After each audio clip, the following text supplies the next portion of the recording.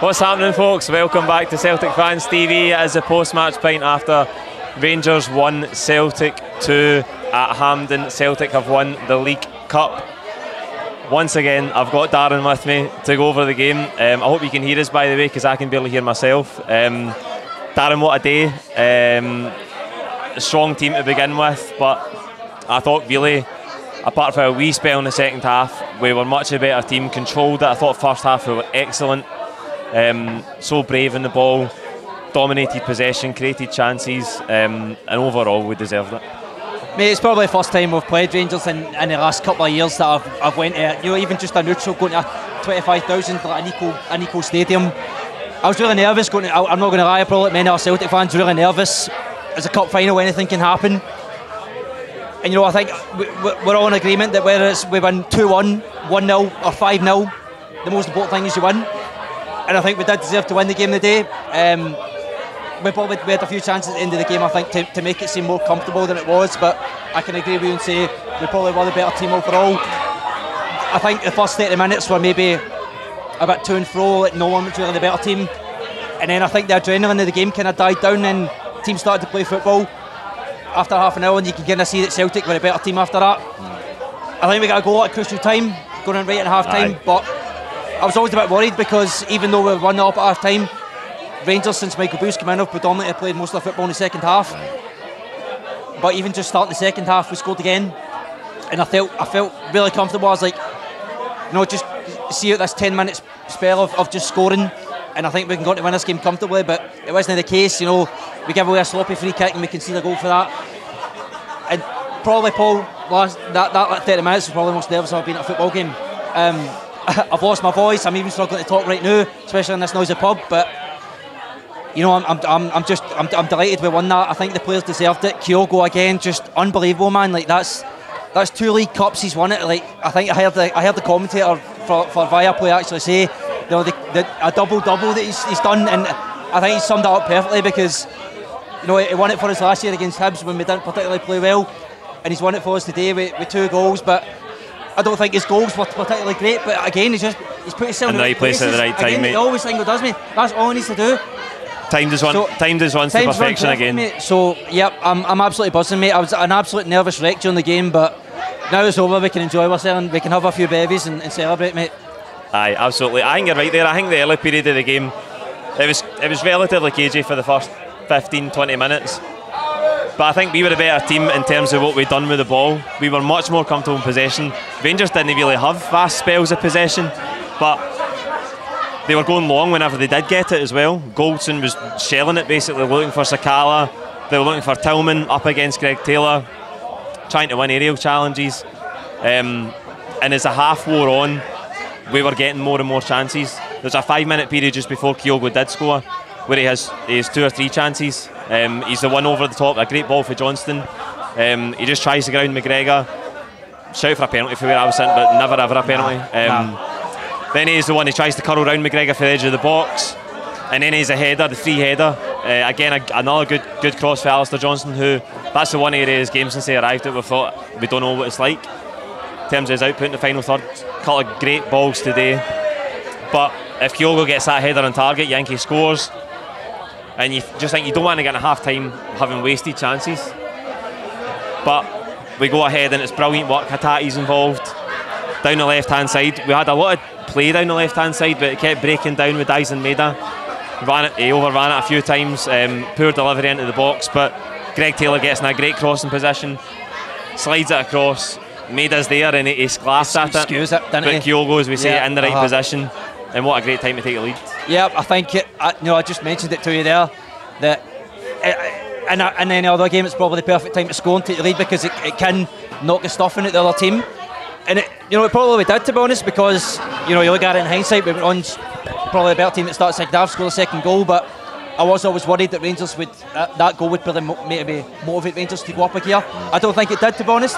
So perfect time to score the first goal, and I think most of it did come down the left.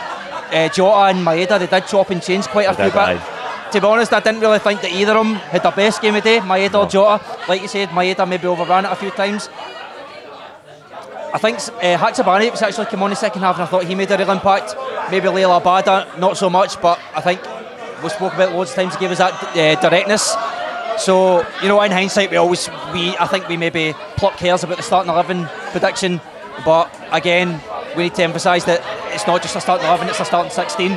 And, you know, even though Maeda and Jota were on the pitch when we scored the first and second goal, I think when they went off, they played even better, to be honest. And once Rangers started pushing towards the end, the game opened up a lot, in my opinion. Matarelli had a really good chance, Haksabanovic probably should have scored. So yeah, I think, I did say this before to my mates, like, this Rangers starting 11 was quite strong, but we had a much better bench than them. So at 2-1, you know, the game's always there in the balance, but our subs, I think, re-emphasised how good we are. I think we're a better team and we probably should have won the game. Aye, I think in terms of personnel today, the two big decisions were obviously, well, one big decision really was Aaron Moy going to start in midfield, and I had a sneaky feeling he would go with Abada, but he did go with Jota. Moy was justified the selection, wasn't he, because he was absolutely brilliant, I thought, today. Key in the second goal as well, slides in Hatate, who's got the presence of mind to look for Kyogo in the middle instead of taking a shot himself, but I thought Aaron Moy had a really good influence in the game. Well, even the first goal as well, I mean, he played that ball through to Greg Taylor, who played that through, just even that pocket of space he found between the midfield and the defence, and I think it was a bit of a calm head in that game today. I think maybe if we played Matarelli, who's 21 years old, not to say he's played these games before and he's done really well, but I think Moy was, even just looking back at it now, we've won the game, that's fine. Even looking back, I think Moy was the right choice, of course. Played a part in both big goals, and again, you know, he's maybe not experienced in that kind of game, but he's definitely got experience playing in big tournaments like the World Cup, for example. So having that cool, calm, composed head in the middle of the park to go along with, you know, Callum McGregor and Hatate, who've got that energetic kind of side of the game covered in the midfield. So just having that Aaron Moy, who doesn't need to do a lot of work off the ball, just uses his brain and you know, used it to full effect, because that first goal to slide in Greg Taylor, even that second goal to slide in Rio Hatate, he had acres of space, and that's not just luck, he put himself there on purpose. Do you know what I mean? I think actually the first 5-10 minutes with Moy, I thought, is he going to get to the pace of the game, because he dwelled on it a couple of times and I thought he's going to need to be quicker. Jota, I went with Abada obviously in the starting 11 prediction. Jota did play as you would have expected him to. I thought he was a wee bit disappointing today, Jota. I thought at times he played safe in the first half. There was one in the first half where Morelos ends up dispossessing Carter Vickers, and it's because Jota has nothing on and doesn't try and play forward at all. He just looks back and plays into Carter Vickers, who's got Morelos close to him. Rangers were in a shape to presses. It wasn't a good decision. And then I thought when he got in good areas in the final third that he was overplaying it. He was trying to be too fancy. With a really good chance early in the second half, I think, where he's down the right hand side and he chops back inside and then goes outside and then goes back inside. And there's 2 or 3 players in the centre waiting for a cutback, and you see the goals we scored today, they're from early cutbacks, early crosses. So I think Jota was just a wee bit off his usual self today. No, I think you summed it up perfectly, mate. You said that he's maybe tried a bit too tricky at times, and I think that was probably sums it up perfectly, to be honest. He was getting the ball in good positions instead of running at defenders who maybe try to fake, cut inside, or because I didn't think that Greg Taylor made a lot of runs down the left-hand channel for him when he was playing the left. I don't think Alistair Johnson did it as much for him when he was on the right, so he's kind of by himself on the right-hand side, which I don't think suits Jota too well, because what he can do with the fullbacks is the fullbacks can take a man off him and leave him 1v1, which Alistair Johnson maybe still isn't, like you alluded to it there, he's maybe getting a bit better, Alistair Johnson, he's crossing and stuff. But I thought Greg Taylor's kind of got it summed up perfectly, where he's always overlapping the winger. So even when Jota was on the left hand side, I don't think he was maybe taking his man on as much as he should have. Maybe trying those 2 fancy flicks, just it's not the occasion for that. Even maybe if you're 2 or 3-0 up, try it and maybe try and get the fans going a wee bit, but I don't think it's the right time for it. But you know, I'm not going to sit here and blast Jota. He's done a lot of tricks for us over this season and even last season. He's still a young guy. I think he'll maybe learn for that, and he'll look back and say, maybe I probably shouldn't have been as selfish and such for these kind of things. But you know, in hindsight, again, looking back on it, we won the game. It's not a huge disaster that he's done these kind of things. You know, we can let him off with it for the time being. Aye, absolutely. In midfield, we've talked about Aaron Moy. Callum McGregor thought brilliant for most of the game as well. We'll come to the dip in the second half when we get to it, but I thought McGregor, and particularly Rio Hatate, who we talked about at length last week because his performance against Aberdeen was absolutely sublime. I thought today again he was involved in everything good that we did. involved in the build-up for the first goal. I think just before Moy gets it and slides in Taylor, and then as I say, he stays calm and picks out Kyogo in the middle. Everybody's screaming at him to shoot in that position. Everybody's screaming at him to shoot. Me as well. But he's one step ahead. He knows that Kyogo will be there in the middle, timing his run, timing his movement to perfection. And it's on Hatate's weaker side as well. But he's still able to pick out Kyogo in the middle. And I thought all afternoon he was brilliant for us. And again, it's another progression for him. He's one who wasn't here last season when we won the League Cup, because it was in December we played the final. Growing week after week, his influence in the team getting more and more all the time. What a player. Do you know, it's a funny stat, mate, that you mentioned that Hatate wasn't there for the League Cup final. I looked the other day at the lineup for the League Cup final. In contrast, obviously we made all into it, a lot of new additions in January. So that team that played in the League Cup final last year in December, so different to the one that played today. So I think the hunger from probably half that squad, you know, not a case of, oh, we won that trophy last year, so we're not too bothered about this year. I think everybody was up for it today, especially Hatate, because I said he didn't win it last year, Maeda as well. So yeah, I thought he was that energy in the midfield, because I think it was the name on not just Celtic fans' lips, but even the media just going into the game like he's a guy that can affect the game. I don't think he was pivotal. Well, he probably was pivotal, but I don't think it was Kyogo's obviously going to take the headlines. You know what I mean? Yeah. But Hatate, again, I had a bit of go at him before for not doing the dirty side of things. I think he'd done that today, especially against Rangers. You need to get physical. You need to get up against them. Hatate didn't shy away today, and I thought he done well today. See, aside for the physical things, so obviously you're talking about tackles, but see, getting about the pitch, Hatate just never stops. He run himself into the ground, and then obviously he did come off later in the game for Wata, but I just thought he was brilliant, and he gives you so much. The same as Maeda, the same as Kyogo. They give you absolutely everything they've got, and it's so obvious to you they're giving you everything they've got. Like their commitment to just like relentlessness is unbelievable. We need to talk about the main man up front. It's strange to think back, because there's a period this season where people were maligning him a wee bit. He's the top scorer by a country mile. Everybody knows that I love him to bits, but his qualities are suited to this Celtic team to a T. That's why he was Ange Postecoglou's first signing.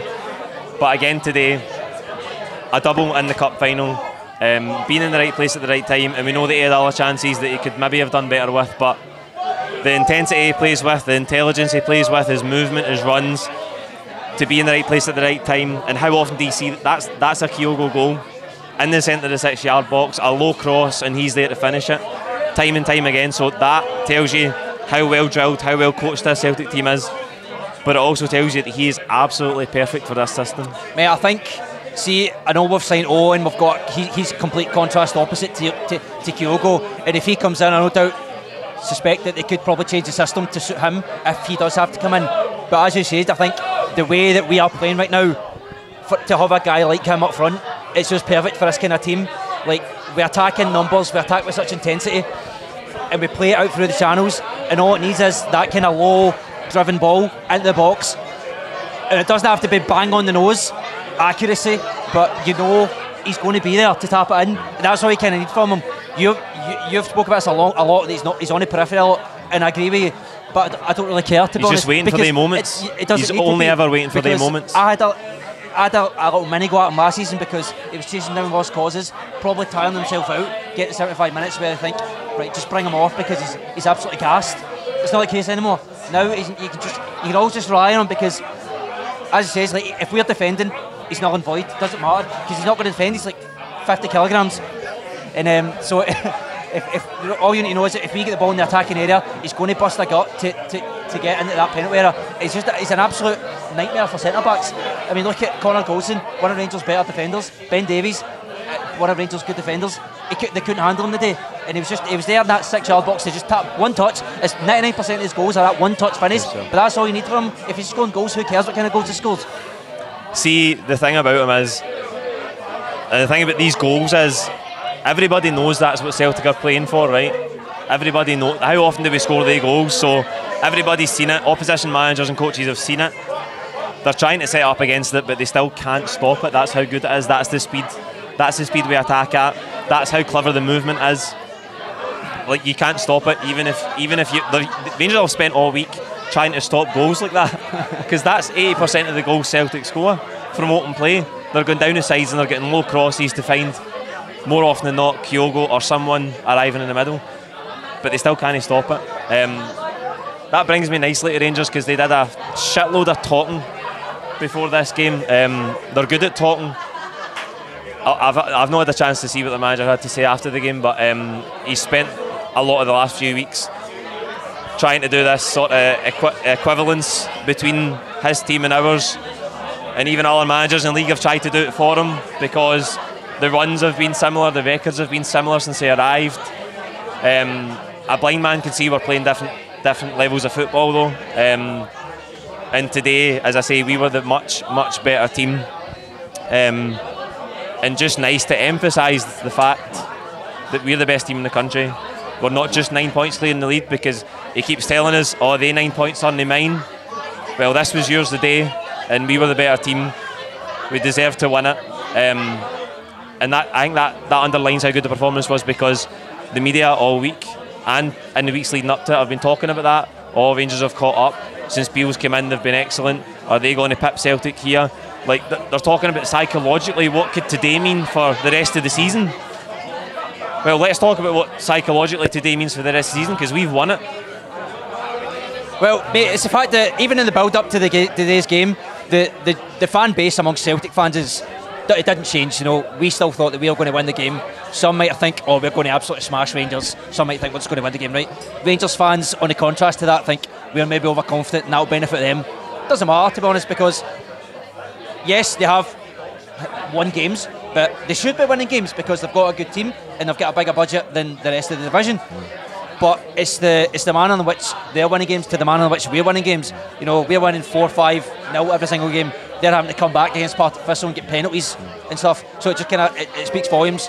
And I think in the build up to that, you know, Michael Beale, I think he's done a lot of talking. Ange, you can maybe tell, I wouldn't say getting under his skin, but I'm just dismissing it, man. He's like, I know, but ain't interested. I think you would have to be emotionless. Is that a word? Emotionless to not get annoyed by some of the things that he's saying. But and just thick-skinned, you know what I mean? You can tell just by the way he talks in his press conference. Pressure's just something that he doesn't really feel, in my opinion. And I think today kind of showed that we were a better team.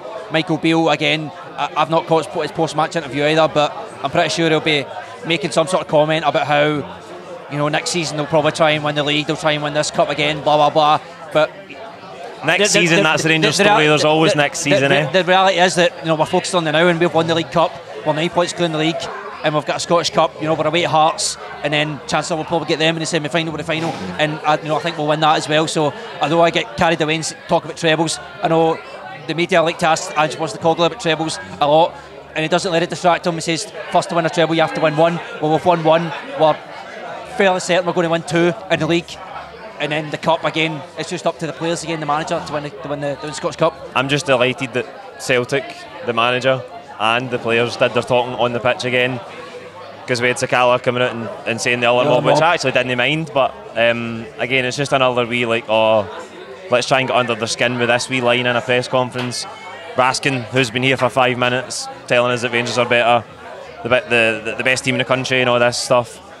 I'm just delighted that Celtic players never really get drawn into anything like that. The talking's always done on the pitch, and it was done again on the pitch today. They did get back into it through Morelos. Johnson handball, actually. I think Barisic tries to swing in across. Johnson handballs it. Tavernier over the free kick, so you know it's going to be a dangerous cross. And it's really hard to decipher what happens. But I think Morelos gets something on it. He brings it down, nobody can get close enough to him. Hart gets something on it, but it goes in. And then I need to be honest, I think for 10-15 minutes after that, we just invited pressure. We kept making stupid mistakes. Taylor gave it away under no pressure. McGregor gave it away with a really sloppy pass back. And it just looked like we'd lost the momentum at that period, and our heads had gone just a wee bit. And as I say, we were making silly mistakes and just inviting pressure. Mate, I think it's only natural, to be honest. Like, you know, they go. In my opinion, it was annoying to concede because, you know, we literally just went 2-0 up. And as I said at the start, I think if we held on for another 10 minutes, you know, the tempo would have died down anyway, and the game would have been comfortably over. But, you know, it wasn't the case. I thought even just that free kick in the box, I just had a bad feeling about it. You know, again, we would have to watch it back because at Hampden you're a million miles away from the other side of the goal. But you know, like you said, we did invite pressure. But again, you know, these players are only human. They are playing against another team at the end of the day, and when they score, they will get momentum. They've got the equal amount of fans as us who will be cheering them on.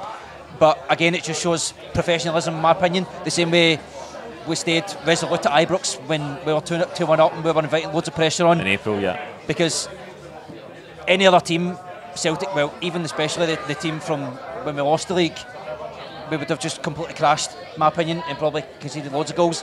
But this team, even conceding one goal, heads are down, the other team's tails are up. We still stuck by and we didn't concede any goals. And once Rangers storm of attacking kind of died down, we even looked at scoring again. So, well, see, in terms of their attacks, I think we invited them. As I say, with the mistakes, we invited pressure. I don't remember them cutting us open too often from open play. They had a chance in the first half where Carter Vickers makes a great block just to guide it wide of the post. A great tackle, probably saves a goal. I know Kent hits the post early in the second half. But again, that's sloppy from us further up the pitch and they break on us. I thought after that, you're saying it was the most nervous you've ever been in a football stadium. I think if you watched it back, you'd be a lot more relaxed. Not just because you know we've won, because you actually see what happens. Because I was nervous as well, that 10-15 minute period where we kept making mistakes. But see, really, for 75 minutes to 90, Rangers didn't really mount spells of pressure, and you didn't feel like this is an onslaught, there's a goal coming here, we're clinging on. There was none of that. I thought we defended in terms of what they had to offer from open play over the course today. As I say, it was quite direct in the first half. In that period of the game, we had to do a bit more defending, like dealing with a lot of crosses. I thought Carter Vickers and Starfelt really good. Starfelt actually makes a brilliant interception in the build-up to what I think is the second goal. It might just be a minute or two before the ball ends up in the net, but he reads it really well. It's a ball up the pitch, I think, for Tavernier. He reads it really well, steps in, regains possession, and then we go on to score. So I thought the centre-halves were really good. I thought Johnson was good over the piece. I know I was just saying he gives away the free kick with a daft hand ball there. Taylor made that mistake, but again involved in the first goal. Again, ran himself into the ground, Greg Taylor. And then we needed the subs in the game. O'Reilly comes on. Again, I thought maybe he would go with O'Reilly for the start, just because that midfield three against Rangers in the past has been excellent and blew them away. He went with Moy, as we've discussed, was a totally right decision.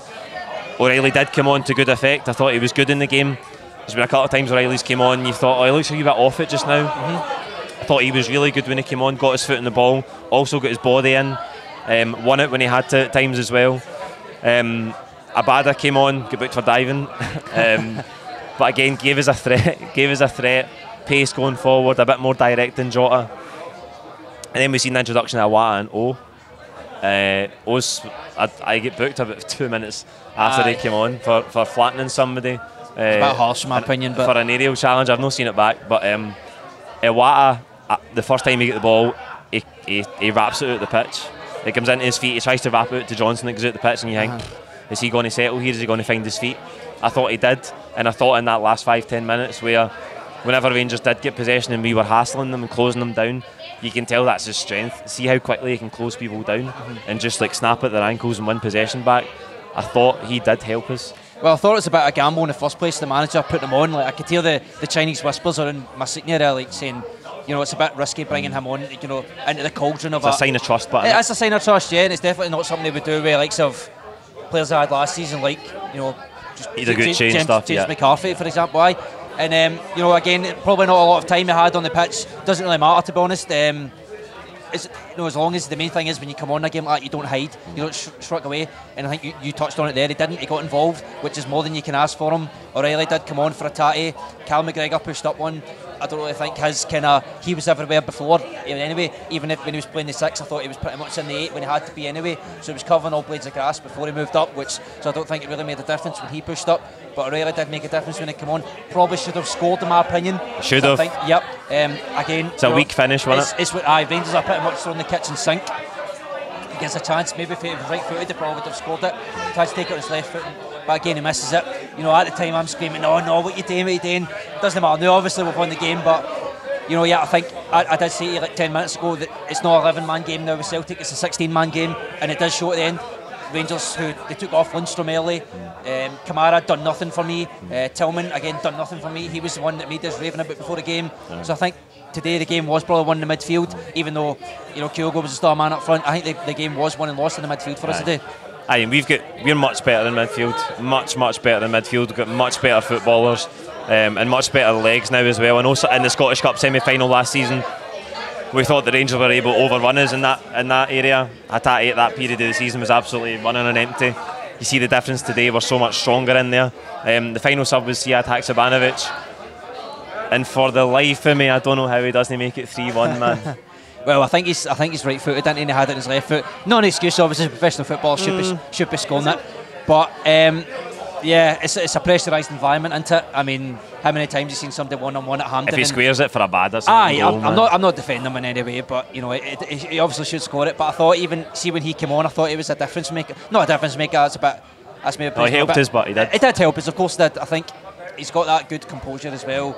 Carries the ball. He's so good with the ball at his feet. He can even when you're trying to run the clock down, I think he's a good kind of player because he can run to the corner flag, cut back the other way, just give himself a yard of space to run the clock down. So, yeah, he 100% should have scored, obviously, but he did other things when he came on as well.